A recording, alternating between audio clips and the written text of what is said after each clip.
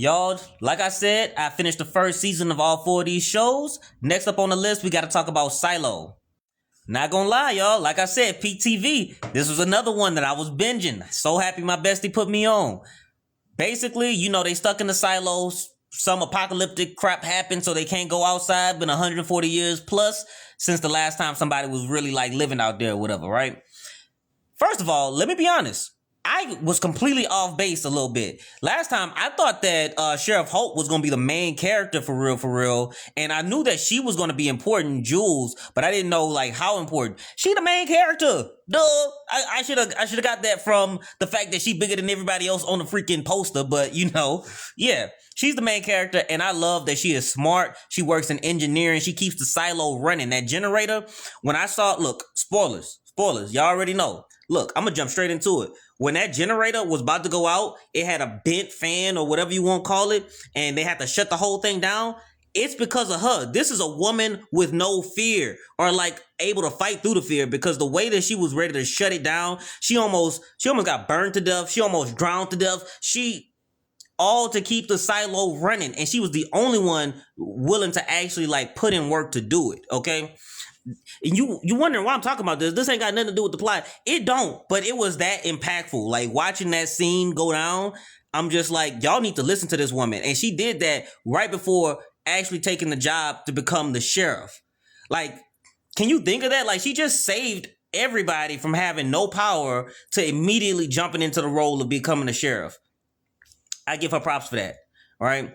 And on to my boy, Sheriff Coates. I forget what his name is. On to him.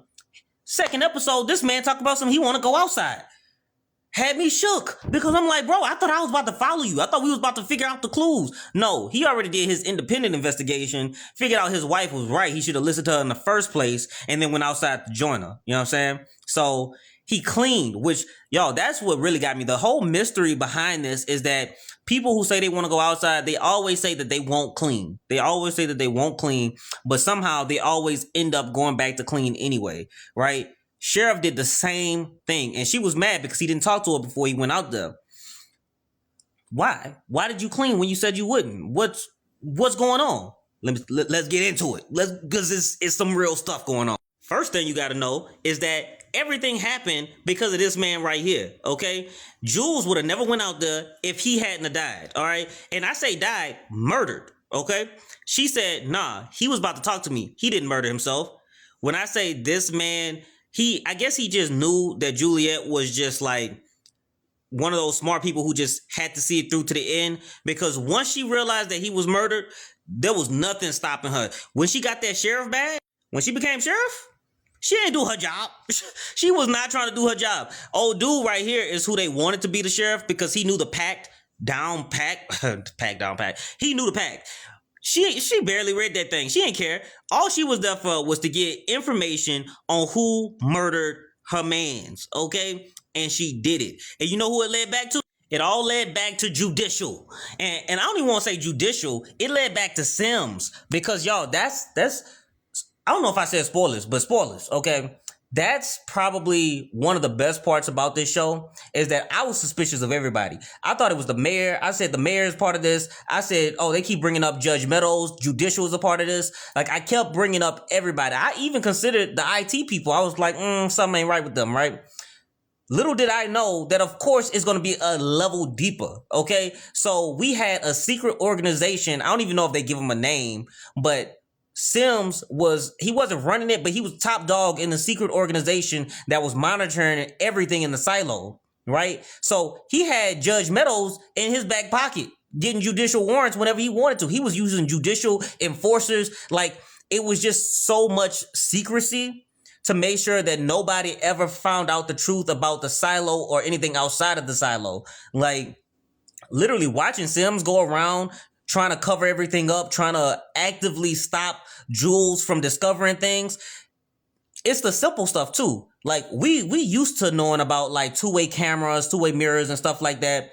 Jules had to discover that, right? Meanwhile, he got a whole team of 20 looking at all the cameras in the silo, hunting her down.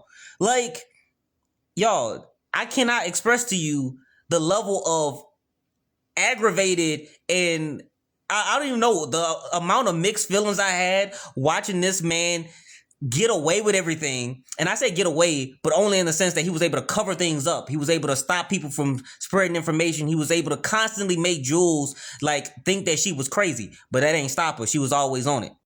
And that's not to talk about like this organization has been going on for a while. So this is Jules when she was a kid. Her mama got taken away. Like her mama, you know, killed herself, but it's because she thought that the daddy snitched on her when really the secret organization found out about her creation and then came to destroy it, right? So like it built up distrust between her own family, which broke them apart, which then drove Jules away from her daddy. Like it's the amount of I just don't like that organization. They was basically breeding people out. They would tell them, oh yeah, you can have a baby, pretend to take the birth control out, and then really leave it in so that they never, y'all. And it wasn't just random. They literally were trying to breed these type of people out, the type of people who were curious about the world, curious about what was happening, why the silo was built, what's outside the silo. They did not want these people to think. And so they breeded them out. That is insane. And I'm not gonna lie, this got me. This man, I was suspicious of him, but not to the level of thinking that he was the one running everything. He was literally the mastermind behind that secret organization that Sims reported to him. Sims was supposed to be shadowing him to be the next person in line for power. Like, y'all, it is insane. And I just love that they used not mechanical, but like the janitor services. I don't know what you call it. The repair people. They use the repair people to be the ones to go install cameras, maintenance. That's what it is. They use maintenance to go install cameras everywhere or speakers and, you know, the spy stuff, because who really thinks about maintenance being the ones to do anything like that, right? Especially when you're in a silo and you don't know the type of technology that's available. So him being the big dog, I'm not gonna lie, that was the plot twist that got me. It got me for real.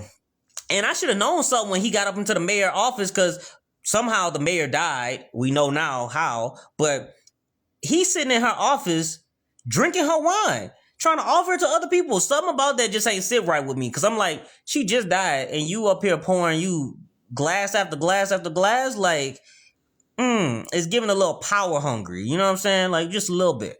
But this was a good plot twist. It honestly, it made me mad. Like it's a good plot twist that just made me mad. You know what I mean? But let's get on to my... So to wrap this up, I just love how my girl made it all the way through. She had her people behind her, you know what I'm saying? Like had people coming up with tape because they didn't want these people to make things better than they already were. So when her friend who could never really walk out of the door, whatever, I forget her name. I think it was Walk. Her name was Walk. She made this extra tape, this extra doable tape that was, I guess, better than the original. It allowed my girl Jules to step outside because she said she didn't say she wanted to go outside, but they forced her outside. She didn't die. The tape held true. She said, we good in supply? We good in supply. You know what I'm saying? Like, so she didn't actually die. And what blew me was seeing that the screen was fake. So they would put an image of green grass, birds flying, stuff like that on the visor to make people think that outside was livable. That's why everybody would clean. She realized that it was a lie because she had already seen the hard drive with that pre-taped green grass, illusion on there, right? So when it breaks and you see that the world is actually decimated, like there's a whole bunch of silos everywhere, that it is not livable outside, my heart broke. Because I was like, man, I thought they was lying to y'all to keep y'all in here, but they lying, just not in the way that we thought they was lying. Like it actually is not livable. Like this whole show, the conspiracy behind it, it was top tier. I personally would give this like an 8.5 out of 10. Like I'm literally ready for the next season. I need to know what happens. So you know what? I'm gonna give it a 9. I'm gonna give it a 9 out of 10. I'm ready for the next season. That's 2 shows with a 9 out of 10 for me. Cross and Silo. It's up there.